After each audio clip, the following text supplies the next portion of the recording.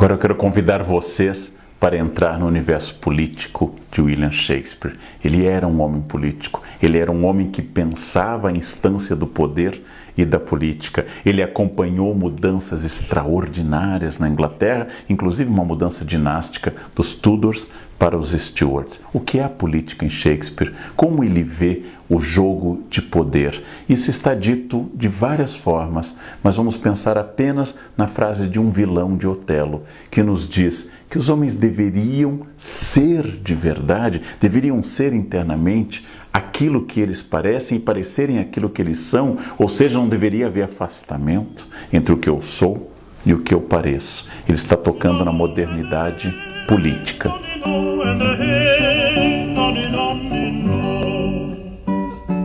Prazer carnal. Para entender a política em Shakespeare, eu tenho que entender um momento, a partir de 1564. A Inglaterra está estável a partir da ascensão da última soberana Tudor, Elizabeth I, que vai governar durante toda a segunda metade do século XVI até o início do século XVII. Finalmente a Inglaterra encontrou a paz, mas há um fato novo na política inglesa. A memória da Guerra das Duas Rosas está ficando para trás, mas há um risco externo, ao risco da invasão espanhola. Em 1588, Filipe II da Espanha mandou a maior armada do século XVI para desembarcar, submeter e transformar a Inglaterra em seu domínio. A Inglaterra corre o risco de uma potência estrangeira católica, agressiva e invasora, transformar a sua realidade interna. Nesse momento, o nacionalismo inglês vem à tona. Por isso, quando Shakespeare trabalha com política, devemos levar sempre em conta o nacionalismo inglês, um sentimento muito forte à sua época. A Inglaterra é capitaneada por uma rainha absolutista, a rainha Elizabeth I, que manda matar, que se sobrepõe ao parlamento, que governa como a rainha virgem, aquela personagem culta, que falava fluentemente várias línguas, que gostava de música e que todos os ingleses começam a achar que sua prosperidade e estabilidade está ligada à grande rainha Elizabeth, aquela que representa o apogeu da dinastia Tudor e marca a chamada Era Elizabetana. Na cabeça de Shakespeare está presente o absolutismo. Está presente aquele equilíbrio em torno de uma figura que, apesar da existência do parlamento já há bastante tempo, é relativamente harmônica essa condução política. Elizabeth nunca se casou, nunca buscou um príncipe estrangeiro, como fizera sua meia-irmã, a rainha Mary, que acabara casando com o próprio Filipe II. Elizabeth nunca se distanciou da sua própria Inglaterra e manteve todo o poder concentrado, e Shakespeare admira este poder. Nas peças de William Shakespeare nós encontramos a defesa de um poder esclarecido, legítimo, capaz de punir em nome do bem comum, de uma espécie de absolutismo contratual que ainda não existe como teoria, porque ele vai pertencer ao século de Hobbes, ao século em que Shakespeare já estava não atuando mais ou até morto, mas um absolutismo em que o rei, em função do caos social, controla a sociedade. É o que nós vimos quando eu falava na introdução do Príncipe Scalo de Romeu e Julieta. 3 vezes na peça ele entra para restaurar a ordem. 3 vezes ele chega e diz que os súditos estão brigando demais, que os súditos estão fora de controle e que o bem-estar de Verona pressupõe que Montecchios e Capuletos, que as duas famílias se tornem, acima de tudo, controladas pela lei, porque só a lei pode se sobrepor a esse caos, a esse choque, especialmente tanto da nobreza dada à guerra, quanto a do próprio povo dada a insurreições. Quando o rei é fraco, Ricardo II. Quando o rei é ilegítimo, Ricardo III. Quando o rei não sabe discernir as coisas, como em uma peça não propriamente histórica, uma tragédia, mas importante para a política, que é o Rei Lear, ou quando é um assassino que ocupa o trono, quando em Macbeth o sistema inteiro está fora do eixo. Tão fora do eixo que no Rei Lear a natureza entra em convulsão, há uma tempestade violentíssima, o próprio rei arranca os olhos,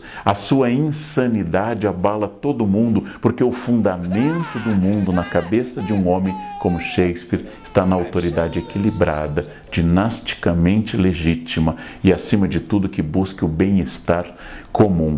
Em Shakespeare não há espaço para que exista uma votação democrática popular. Isso não seria nem concebido pela cabeça de um homem como Shakespeare no século XVI.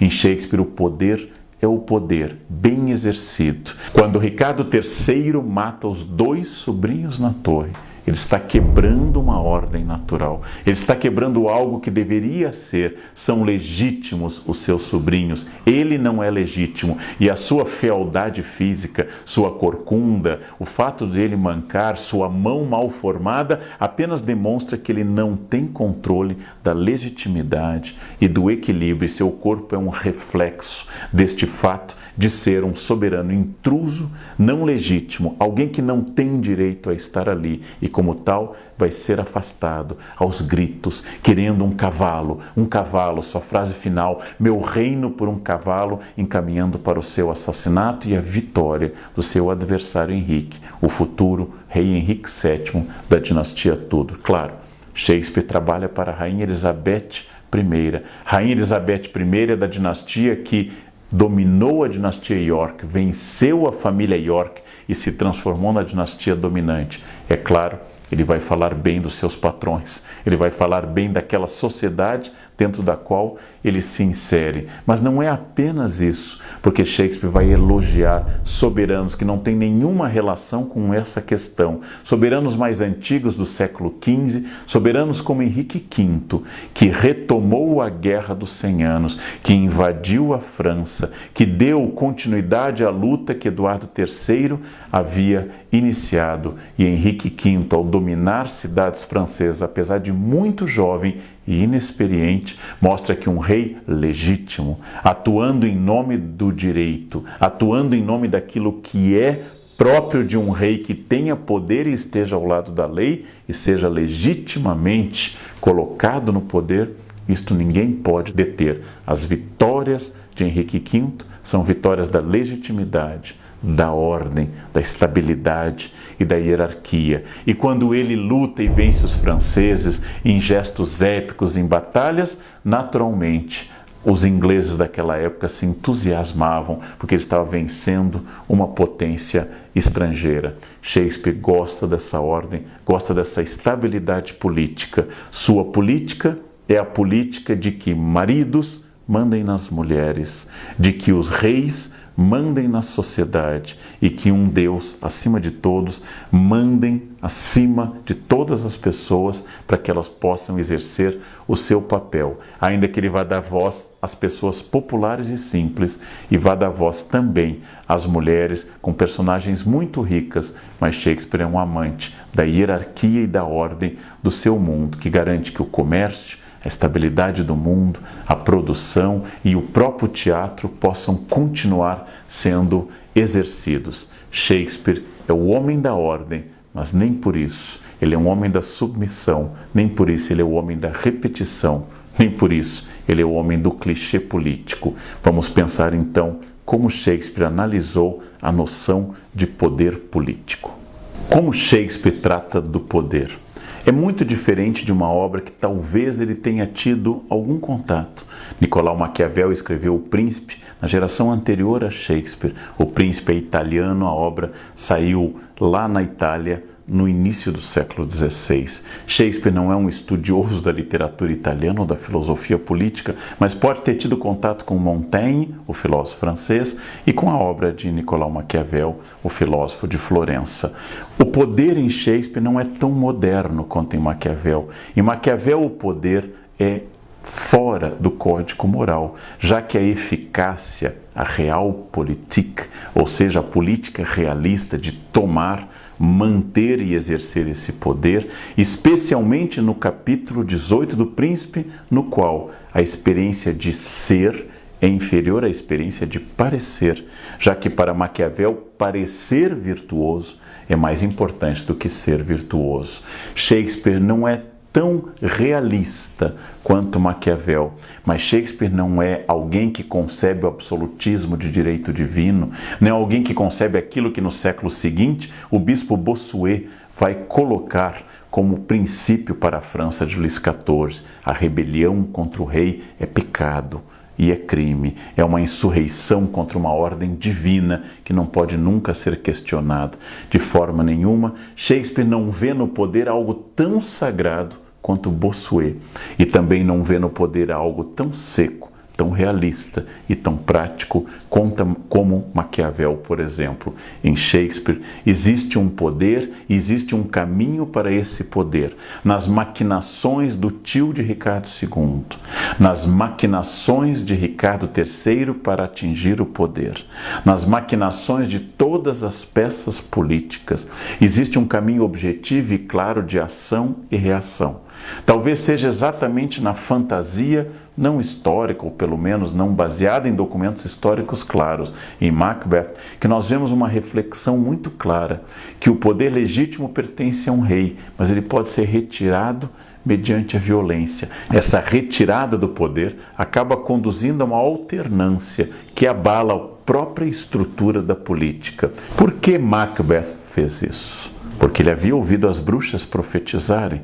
Então são as bruxas que determinam que ele vá assassinar o rei legítimo da Escócia? De forma alguma. Ele toma essa decisão, ele encontra reforço de Lady Macbeth, que vai inclusive duvidar da masculinidade dele se ele não for ao encontro da profecia das feiticeiras. Então a escolha de Macbeth é clara, é uma escolha do poder, é uma escolha da ação decidida de quem faz, de quem exerce, que depois vai ser perseguido pela sua própria consciência. Lady Macbeth se suicida. Ele próprio, Macbeth, vai enfrentar uma insurreição que vai terminar com a sua morte. Porém, houve uma decisão clara. Não houve um poder divino que o obrigasse. Não houve uma força maior que o obrigasse. Ele poderia ter ignorado as feiticeiras. Ele debate com seu amigo o papel das feiticeiras. Da mesma forma, Ricardo III diz que ele, sendo feio e disforme, ele é obrigado a melhorar pela retórica, pela lábia, pela capacidade de sedução, o que a natureza lhe nega, quase como uma vingança contra essa natureza. A política não é feita apenas de acidentes ou de destinos. A política não é feita por um plano divino, a política não é feita por emissários do céu. Hamlet pode ouvir o fantasma de seu pai, que voltará na cena do quarto. Porém, Hamlet escolhe levar adiante a sua vingança. E várias vezes na peça, Hamlet diz coisas sobre o equilíbrio político, apesar da sua leitura ser a leitura de um filho. Seu tio, assassino, Cláudio, chega a dizer que a loucura dos grandes tem que ser vigiada, porque uma pessoa que tem poder ou que está destinada ao poder não pode se desequilibrar dessa forma. Polônio, o conselheiro, adulador, vai dizer várias vezes à sua filha: não se aproxime de Hamlet. Seu irmão Laerte diz a mesma coisa: não se aproxime de Hamlet, porque o destino dele não pertence a ele. Ele é um poderoso, ele é alguém acima do normal. Porém, apesar de todas essas questões, é Hamlet quem escolhe conscientemente levar a vingança adiante, fazer uma simulação de uma peça, levar o seu projeto de tal forma que ninguém mais possa ser excluído do seu grande plano de vingança. O que eu quero ressaltar é que, mesmo não sendo o grande príncipe de Maquiavel, e mesmo não sendo a pessoa submetida àquele poder imenso, religioso e majestático do século XVII, todas as peças de Shakespeare tocam em um poder político real, baseado numa obtenção do poder por métodos racionais e decisões pessoais, mantido mediante um esforço de um grupo ou de uma pessoa, dentro do qual a rebelião popular não tem muito sentido, como acontece em Ricardo II, mas acima de tudo, como na peça sobre o rei João, que a ordem seja restabelecida, que a ordem volte a ser a ordem, que as pessoas possam ser quem elas são. A pior coisa a coisa que ele mais abomina, a coisa que aparece com mais frequência é essa falsidade. A falsidade de um funcionário que envenena seu chefe, Otelo. A falsidade de uma filha que não sabe falar, mas duas irmãs que envenenam o pai, como em Rei Lear. A falsidade de um homem que quer tomar o poder à força, como Macbeth. A falsidade de alguém que não tem nem carisma, nem força, nem idade, Ricardo II. A falsidade ilegítima de um tio que mata o legítimo rei para casar com a rainha e ainda afasta da sucessão imediata seu sobrinho, prometendo essa sucessão só para depois da sua morte. Em todos os campos existe legitimidade, existe hierarquia, existe a capacidade de pensar o poder como uma instância separada, nem tão clara e racional como em Maquiavel, e nem tão submetida às brumas e ao incenso como aconteceria no século seguinte. Em Shakespeare está surgindo um estado moderno de um indivíduo moderno, capaz de pensar como funcionam as coisas, como funciona a política, o que sustenta o poder, quais são as possibilidades das classes conviverem, afinal, como é possível viver dentro da sociedade, de tal forma que o poder legítimo, estabelecido e pensado como instância, possa ser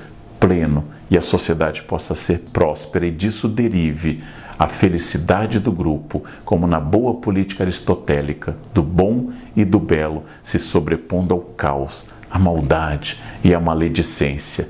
Este também é um caminho seguido por Shakespeare, pelo qual nós podemos acompanhar o surgimento de um novo tipo de política, de um novo tipo de condenação à ilegitimidade e de um novo tipo de análise do poder em si.